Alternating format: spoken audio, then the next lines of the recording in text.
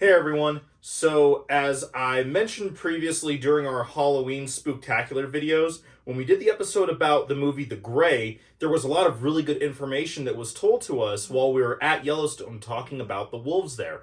And honestly, there was really good information. I want to share it with everyone, but there was no real room or place for it for the spooktacular format that we did. So, we're going to do a whole episode basically of just all of that footage that we had that was really great. And the reason why, and I think I've brought it up a couple times for the reptile channel, the reason why I have animals that aren't reptiles on this reptile channel is because it's all connected and it's all great and it's all love. So, it all starts with a spark. If people don't know about it, they don't care about it. And so if they don't know, why would they care? And that goes with wolves, that goes with snakes, that goes with everything. So that's why this weird dude who has the big yellow snake who comes to your library or your school or whatever it is that shows up and get people interested, that's the spark that gets people going, which eventually leads to someone who will even wants to go work at Yellowstone National Park and learn all about wolves. So thank you for my little rant, and I hope you enjoy this really cool, awesome content about wolves in Yellowstone. Tell us about how, wolves actually behave out in the wild. And Yeah, sure, for sure. So I'll just start off talking about kind of the history of wolves in Yellowstone National Park. So Yellowstone has four major predators. I think you guys probably can think of some of them just off the top of your head. Obviously, we have wolves, and we have mountain lions in the park. We have black bears, we have grizzly bears. And there's evidence of all those species being in Yellowstone National Park when European settlers first hit the shores of the New World back in the 1400s. However, our attitudes towards predators was not very good at that point, right? So we didn't like large predators. We were scared of them for various different reasons. So animals like black bears, grizzly bears, mountain lions, wolves, coyotes were all considered vermin. And in the 1900s, Congress actually passed predator elimination laws in all public lands, and that required the removal of these large predators. And Yellowstone, of course, was not exempt from that. And we were very successful at what we put our minds to. I mean, people grew up reading stories like, the Three Little Pigs and the Big Bad Wolf, Little Red Riding Hood. All those different ideas, are kind of seeded in our culture from a very young age, right? Even if you watch any like Disney movies like Beauty and the Beast or Frozen or things like that, right? Wolves are portrayed as the bad guy. They're chasing something. They're trying to kill something. And so as, from a young age, we learned that wolves are kind of a scary thing. And that continues to this day to some level, but back then they didn't know any better, right? And so they went to great efforts to eliminate wolves from the American West. We came up with some pretty sadistic ways of killing them. Of course, we'd trap them, we'd shoot them, we would poison them, and that's what finally kind of did them in. You can imagine, right? So we are actually right back here is the Junction Butte Pegs rendezvous site behind us. It's pretty tough to trap or shoot all of them, but if you had a bison carcass, kind of like the one we were watching this morning, and you laced it with strychnine or some other poison, all those wolves are probably going to die. And that was what was really successful. But we, again, were very sadistic. We would burn pups in their dens. We would do stuff like tie their mouth shut and release them to infect others. There was actually a bill that was signed into law in Montana in 1905 that required any veterinarian who had a wolf or a coyote that came into their practice to infect it with sarcoptic mange and release it to infect others. So that's a non-native disease that is now in the landscape again because of that purpose. And we were very successful. By 1926, we captured the last two wolf pups on a carcass just east of us here. We took them to headquarters and they were killed. And for 70 years, there was no evidence of wolves in Yellowstone. So in 1973, the Endangered Species Act was signed into law, right, that protected animals like grizzly bears and wolves. And that paved the way for their recovery. And then in 1995, a very controversial decision was made by the park to capture wolves in Canada and bring them back into Yellowstone. So we brought about 14 wolves from Canada that first year. We kept them in pens for about 10 weeks so they'd get used to Yellowstone.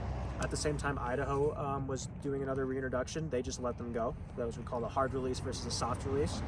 And then they were kind of free to explore Yellowstone at that point. And they did really, really well, right? I tell people now that this is hands down the most successful carnivore recovery program in the history of the planet. It's been really incredible. But so now the Yellowstone Wolf Project, which is the park agency or the park group that I work for, has shifted from a recovery goal to more of a management and a monitoring goal. During our study periods, we have 2 study periods in the winter and typically 1 in the summertime. And those callers will take points every 30 minutes or an hour, depending on the time of year. And then whenever we have 2 or more points that are within 100 meters of each other, we'll actually hike or we'll ski in to those points, which we call a cluster of points, to see why the wolves are spending time in that area. And we're looking basically for kills, right? So for example, that bison carcass we were looking at, if there's a wolf on that carcass with the GPS collar, it's going to be there for probably a couple days on and off, right? So there's going to be a big cluster of points. There's a lot of rumors around, especially the Rocky Mountain West, the Midwest, places where wolves are, about what wolves are killing. Again, so we'll hike into those carcasses basically to answer a couple different questions, right? So we'll hear stuff here from both different sides of the wolf issue. Some people will say stuff like, wolves are killing all the elk, right? And then other people who are pro-wolf will say that wolves have completely shaped the ecosystem, just wolves by themselves, by being back on the landscape and kind of eliminating the number of dropping the number of elk. So we see like an increase in vegetation, right? Because the browsing isn't as intense from the ungulates, and therefore increasing animals like songbirds and beavers. Both sides are wrong to some level, right? But what we do helps answer that question. So when we reach a carcass, we'll record things like what it is, obviously, what species it is. And then we'll take some samples. So I'll pull a tooth to look at the age of the animal, and then I'll saw the femur to look at the bone marrow. And with elk, we also take the back foot bone and the metatarsus, which is the last bone to develop in the womb, and that gives us an idea of their stunted growth or what the condition of the mother as well. So that can help us answer some basic questions, right? And what we've seen over the years is wolves are predominantly killing female elk that are past their reproductive prime, right? Despite all the stuff about people saying, oh, they kill everything, they kill for fun. We have not seen that to be true in Yellowstone National Park. And that's just the data we've gathered, right? So people can argue that as much as they want to, but that's 10 years of GPS data. So it's pretty hard to argue against that. So we've learned a lot over the years just from looking at those calls. So we'll kind of get back to another interesting aspect of Yellowstone wolf research. When we put wolves back in 1995, we never expected them to be as visible as they were, right? So basically we can come out here and very close to every day of the year, we're able to actually see wolves in the wild. And this gives us like an unprecedented way to document their behavior through just behavioral observations, right? So for example, I think people are somewhat familiar with how hard it is to see like a mountain lion. That's pretty much what wolves were like until Yellowstone happened, right? So like the Great Smoky Mountains doesn't have any mountain lions right now. It would be like if we captured mountain lions, release them in the Smokies, and then all of a sudden they were really visible. We'd learn a lot, right? Just from being able to observe them. So we talked about the leading cause of death being wolf-wolf conflict.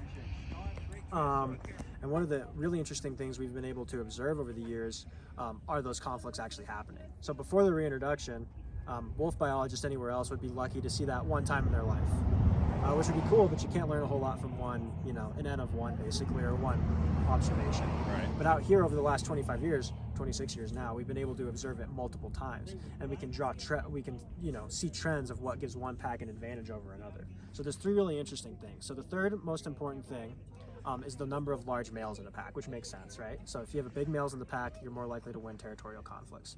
But that's not nearly as important as the number of wolves in the pack, which makes sense too, right?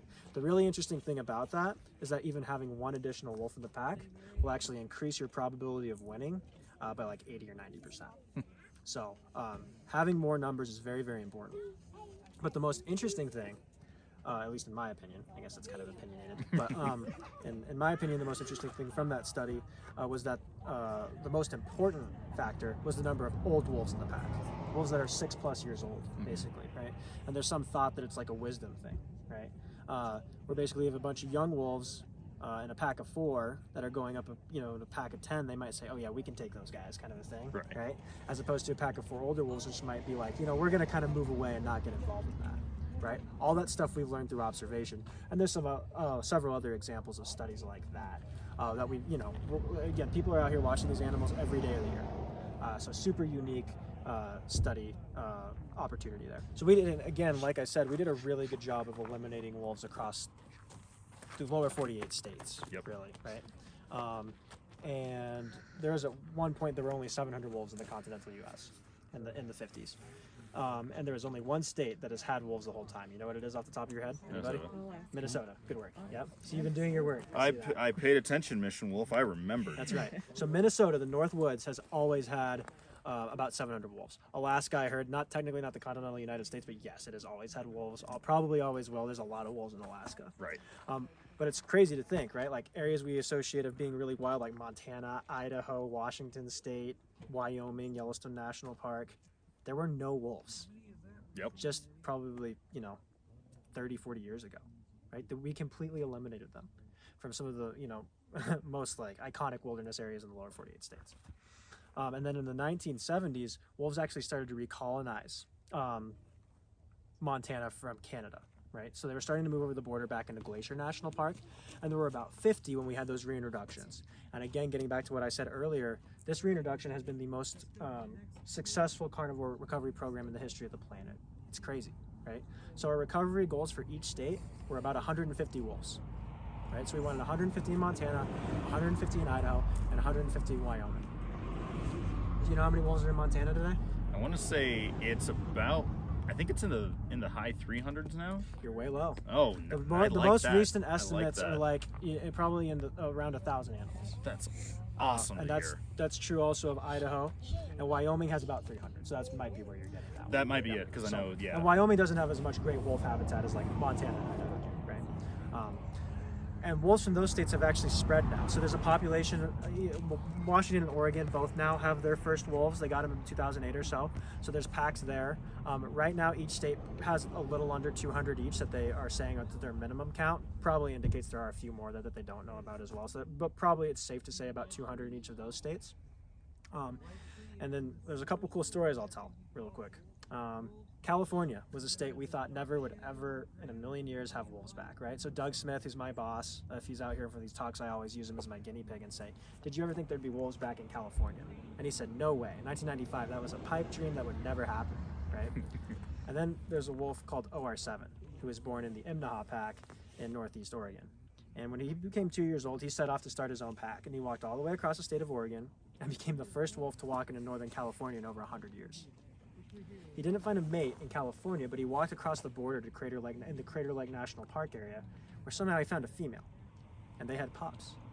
One of his pups grew up and walked into California and formed the first naturally occurring wolf pack in California in over 100 years. That's nuts. Right? As of this year, there are 3 wolf packs in California now.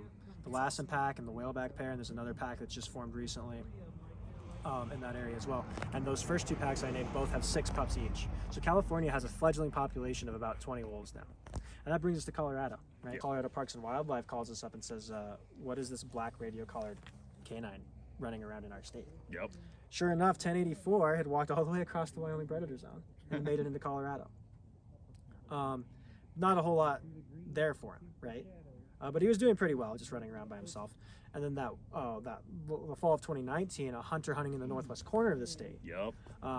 ran into 6 really large gray canines, which he said were too big to be coyotes. He took a video, Colorado Parks and Wildlife went in. Sure enough, there was a wolf pack living there. The first wolf pack to be confirmed in Colorado since the 1940s.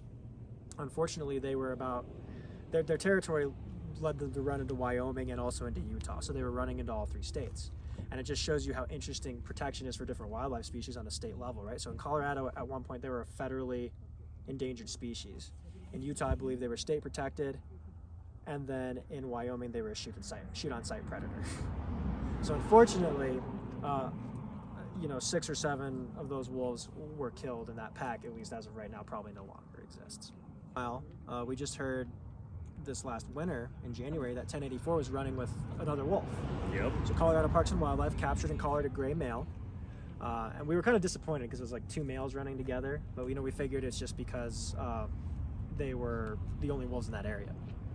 And all of a sudden this spring, the biologists down there were like, those guys look like they're kind of denning, right? We talked about those clusters of GPS points. You can imagine at a den site where they're for a couple of months, there's going to be a huge number of cluster points, right? And then they looked back at the genetics. And some of our guys, our capture crew over here, had messed up. 1084 was a female. But just this last spring, we got word that Colorado had its first confirmed wolf litter since the 1940s. So they have 6 pups now. So that's the first pack. And they're not running into Wyoming a whole lot. I think they're on private property. So they're in a much better situation than that pack was in the northwest corner. Right? Getting back to what I was saying. Colorado's going to get wolves one way or another. It doesn't matter, right? Naturally speaking, over time, they will get them, or through the reintroduction. Yep. And that's kind of the last stepping stone for recovery across the western United States, right? Again, we've talked about all the states we have wolves in. Again, how successful has this recovery been? We went from 0. 1975, there were no wolves in the western United States. Yep. And we're looking probably in the next 10, 15 years at seeing complete recovery across the western United States, which is something we never would have dreamed would have been possible in 1995. There's obviously issues to deal with because wolves do cause problems, right? It's a different landscape than it was back in the 1400s, even 200 years ago, 100 years ago. Wolves are not going to live in every spot they used to live, right? There are going to be issues. But I always like to wrap up kind of by asking people, is there room for these large predators to still exist? Or should they only exist in parks like Yellowstone? Can we have them on national forest land? And that's a very opinionated issue where even biologists differ in their opinions, right? So my opinion might differ to my boss's opinion, who differs to another biologist, who differs to you. Yep. Right? So all really interesting issues. But overall, from a recovery standpoint, if you are a wolf fan, they're doing really, really well. And despite kind of even this legislation in Montana, the populations are going to be okay. And they're here to stay. And that is exciting. But, you know, it's very important as people who are biologists or who are pro-wolf to kind of help to see that middle pattern of coexistence and working with all sides so we can just find a future that involves having these animals on a landscape to where they're hopefully affecting people not in a Cool. severe Well, thank you. I really appreciate it. As you know, as we've talked a little bit on and off camera, I'm the snake guy. So Yeah, no, I'm obsessed with snakes too. So I had to cut a prairie rattlesnake 2 days ago. Oh, that's really fun. So, yeah, I'm big into herpetology too. That's awesome. Wolves is my main thing, so at least right now. But, Fair enough. But yeah, I just like that because, you know, everything's not just isolated in boxes. There's a whole lot of That's right. overlap. Every aspect of the ecosystem is important. They're all special and very interesting. Yep, so. which is Absolutely. kind of what you said about it's not just the wolves that change the landscape, Yeah. but they're a big part of it. Yep, those other predators are really important in changing the landscape too. So mountain Yep. lions and bears. We didn't talk about that too much, but yeah, that's a whole other ball of worms. So. Oh yeah, but Yeah. again, thank you very much for your time. I really Yeah. appreciate it. Absolutely. And I mean, we'll be around. For sure. Good deal. Thank you. Yep.